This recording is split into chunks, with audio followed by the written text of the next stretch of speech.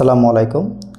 আপনারা যারা হাঙ্গেরির স্টুডেন্ট ভিসার জন্য ভিএফএস গ্লোবালে আপনাদের ফাইলগুলো জমা দিচ্ছেন, তার ভিতরে অনেকেই আছেন যাদের দেখা যায় কি চেকলিস্টটা জানেন বাট স্পেসিফিক্যালি বুঝতে পারেন না আসলে কোনটা কি করবেন বা কোথায় কি থাকবে, তো বা সিরিয়ালটা কিভাবে করবেন। তো যাদের ডকুমেন্ট রিলেটেড ঝামেলা আছে বা সিরিয়ালটা নিয়ে সমস্যা, তারা চাইলে আজকের চেকলিস্টটা মিলিয়ে নিতে পারেন। আমার হাতে যে চেকলিস্টটা আছে এটা হাঙ্গেরির এম্বাসি থেকে প্রাপ্ত ইমেইলের চেকলিস্ট। সেই চেকলিস্টটার জাস্ট বাংলা অনুবাদ করা। তো যারা আমাদের চ্যানেলটা এখনও সাবস্ক্রাইব করেন নাই, তারা সাংহাই ইন্টারন্যাশনালের চ্যানেলটা সাবস্ক্রাইব করে দেবেন। তো সর্বপ্রথমে চেকলিস্টের যে ইয়েটা সেটা আপনার ভিসা ফর্ম নাম্বার 2 অ্যাপেন্ডিক্স 9.3 9.13। এরপরে বৈধ পাসপোর্ট, আপনার যে পাসপোর্টের কপি। তারপর আপনার ফ্লাইট বুকিং। এরপর আপনার ভ্রমণ বিমা। এখানে একটা কথা বলে নিই, সেটা যাদের ট্রাভেল ইন্স্যুরেন্স আছে, হেলথ ইন্স্যুরেন্স আছে, তারা যদি ভাবেন যে শুধু ট্রাভেল ইন্স্যুরেন্স নিলেই হবে, বিষয়টা এক অর্থে ঠিক আছে, বাট বাংলাদেশ গভর্নমেন্টের নিয়ম অনুযায়ী আপনার অবশ্যই ট্রাভেল প্লাস হেলথ ইন্স্যুরেন্স দুইটাই নিতে হবে অন্তত 6 মাসের জন্য। ওকে, তারপর পুলিশ ক্লিয়ারেন্স সার্টিফিকেট। এরপরে ইংরেজি জন্ম সনদ অর্থাৎ ডেট অফ বার্থ সার্টিফিকেট, যেটা অবশ্যই মিনিস্ট্রি অফ ফরেন অ্যাফেয়ার্স থেকে অ্যাটাচড হইতে হবে।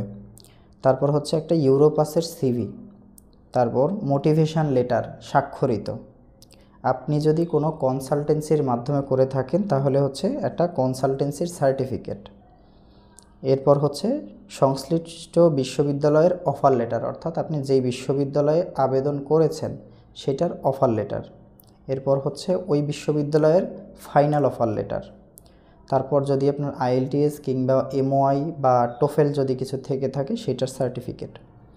এরপর আপনার টিউশন ফি যে প্রদান করেছেন সেইটার নথি বা সেইটার স্লিপ। এরপর আপনার বিগত দিনের সকল সার্টিফিকেটের, যে এখন তো সব অনলাইনেই করা যায়, ওইটার অ্যাটাস্টেশন আপনারা অনলাইনে করে নেবেন, এটা মিনিস্ট্রি অ্যাটাস্টেশন যেটা আর কি। এরপর আপনার স্পন্সরের 6 মাসের ব্যাংক স্টেটমেন্ট। তারপর আপনার যে স্পন্সরের যে আয়, সেই আয়ের উৎস, অর্থাৎ যদি ব্যবসা করে ট্রেড লাইসেন্স, যদি চাকরি করে থাকে সেক্ষেত্রে তার salary slip, visiting card, ID card, এগুলো। এরপর পারিবারিক সম্পর্কের প্রমাণ হিসেবে নথি, অর্থাৎ ফ্যামিলি সার্টিফিকেট, যেটা আপনি চাইলে অ্যাটাস্টেশন করে নিতে পারেন বাট বাধ্যতামূলক না। এরপর আপনার যে ব্যক্তি আপনাকে সহায়তা করবে তার প্রতিশ্রুতিপত্র, অর্থাৎ আপনাকে যে হেল্প করবে, অর্থাৎ আপনার বাবা যদি হেল্প করে থাকে, স্পন্সর হয়, তার স্পন্সরের এফিডেভিট, তার আয়ের উৎস সহ এই জিনিসগুলো দিতে হবে। এরপরে আসেন, এবং আয়ের উৎসর সাথে আরেকটা জিনিস ম্যান্ডেটরি, সেটা তার ইনকাম ট্যাক্স দিতে হবে অন্তত 2 বছর, এবং পাশাপাশি তার টিন সার্টিফিকেট। আর যদি এক্সপোর্ট ইম্পোর্টের করে থাকে তাহলে এক্সপোর্ট ইম্পোর্টের লাইসেন্স। এরপর সর্বশেষ লাগবে আপনি হাঙ্গেরিতে কোথায় থাকবেন, যদি ডরমেটরিতে থাকেন ডরমেটরি সার্টিফিকেট, যদি বাহিরে থাকেন বাসা ভাড়ার চুক্তিপত্র। তো এগুলো ম্যান্ডেটরি ডকুমেন্ট, ঠিক আছে।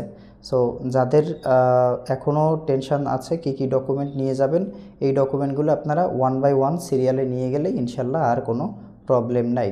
তো যদি মনে হয় আসলে আপনার ভিডিওটা ভালো লেগেছে বা হেল্পফুল মনে হয়েছে, তাহলে আমাদের চ্যানেলটা একবার সাবস্ক্রাইব করে দেবেন।